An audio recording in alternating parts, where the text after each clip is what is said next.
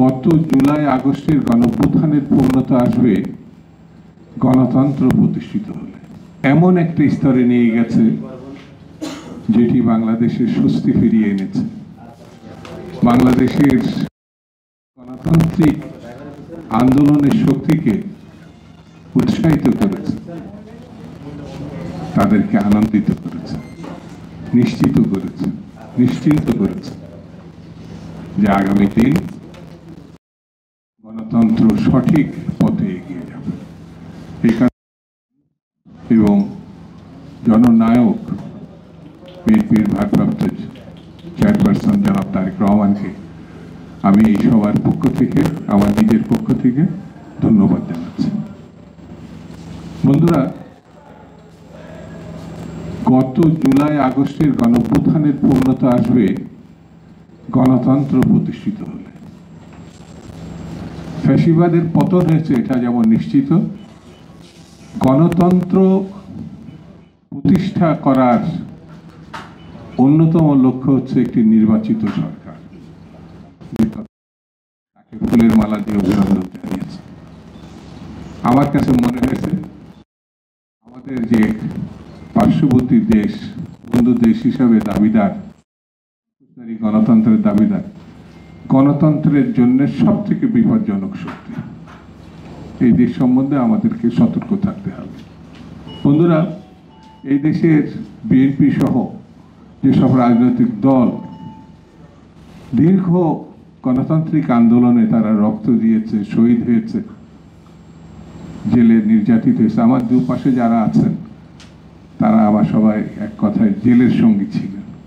আমি যেমন জেল কেটেছি তারাও জেল কেটেছে। আমাদের নেত্রী বেগম খালেদা জিয়া মিথ্যা মামলায় তথাকথিত বিচারের নামে তাকে 6 বছর জেলে রাখা হয়েছিল। যদি এই গণঅভ্যুত্থান আমরা সফল করতে ব্যর্থ হতাম তাহলে আমরা জীবিত পেতাম কিনা সন্দেহ। আল্লাহ তাকে রক্ষা করেছেন। গণঅভ্যুত্থান বাংলাদেশের একটি শুভ সূচনা। জনাব তারেক রহমান এই কথা বলার অপেক্ষা রাখে না। যত দূরেই উনি অবস্থান করুক না কেন, তিনি এখন মানুষের হৃদয়ে অবস্থান করছেন। তার প্রতি বিশ্বাস, সমর্থন, এটা অভূতপূর্ব। সম্বন্ধে বাংলাদেশে যারা গণতান্ত্রিক আন্দোলন করেছে, প্রতিটি দল এই নির্বাচন তারা চায়। কেউ একটু আগে চায়, কারা একটু পরে চায়,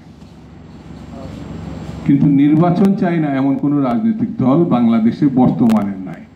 ফ্যাসিবাদ নানানভাবে নানান ঘটনায় এটা বিঘ্নিত করার চেষ্টা করতে পারে, সেই ব্যাপারে আমাদের সতর্ক থাকতে হবে। আরেকটি ব্যাপার বলে আমি আপনাদের, ছোটখাটো বিষয় নিয়ে গণতান্ত্রিক শক্তির ভিতরে মতভিন্নতা থাকলে আমরা উত্তেজিত হয়ে যাচ্ছি, এটা ঠিক না। আলাদা পার্টি, আলাদা সংগঠন, আলাদা রাজনীতি, ভিন্নতা তো থাকতে পারে না। যদি একটা জায়গায় একই সঙ্গে থাকতাম তাহলে তো একটা পার্টির মধ্যেই থাকতাম। একদল তো এক নেতা এক দল, বঙ্গবন্ধুর বাকশাল নাকি একটা কথা ছিল না? ব্যবস্থা যেমন দল আছে, গণতান্ত্রিক দল আছে, কমিউনিস্ট, মধ্যপন্থী, দক্ষিণপন্থী, অনেক পন্থী থাকতে, গণতন্ত্রের সেভাবে একটু চিন্তা করতে হবে। কারণ আমাদের গণতান্ত্রিক পথ মসৃণ ছিল না। গত 16-17 বছর মসৃণ ছিল না। যারা জেল খেটেছে, যারা স্বজন হারিয়েছে, এক বিএনপি 5,000, এক বিএনপি 15-16 বছরে 5,000 শহীদ হয়েছে, গুম হয়েছে আমাদের মানববন্ধনে। ঠিক তেমনি শত শত না, হাজার হাজার অন্যান্য বিভিন্ন রাজনীতি গত গত 1 মাসেই তো যে গণঅভ্যুত্থান,